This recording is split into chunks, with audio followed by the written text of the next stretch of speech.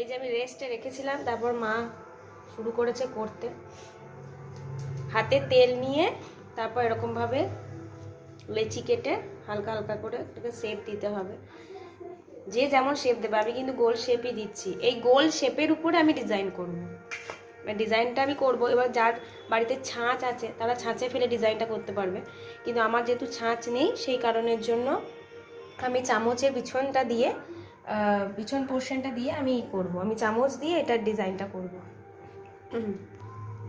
আমি ডিজাইনটা একটা করে দেখাই যে কিরমভাবে আমি করব। এই যে এখানে যেমন আমি একটা শেপ ডিজাইন দিয়েছি, এবার এখানে সেটা আমি দেখাচ্ছি।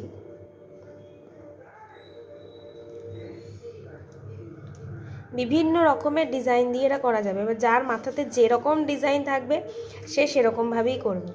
আমি যেরকম পারছি আমি সেরকম করছি। আমার এইগুলো ভালো লাগছে, মানে আমার এই ডিজাইনগুলো আর কি ভালো লাগছে, তাই আমি এরকম ডিজাইন দিচ্ছি। এবার যে যেরকম পারবে সে সেরকম ডিজাইন দেবে, দেখতে কিন্তু সুন্দর লাগছে। এই যে আমি এরকম ডিজাইন দিয়েছি, তোমরা কে কীরকম ডিজাইন দিচ্ছ সেটা অবশ্যই জানাবে, যে তোমরা কি কি আর কি কি তোমাদের মাথা থেকে আসছে। আমার মাথায় যেগুলো যেগুলো এসছে আমি সেগুলো ট্রাই করেছি, বেশ সুন্দর লাগছে। এবার ভাজার পর দেখতে হবে যে খেতে কেমন হয়েছে।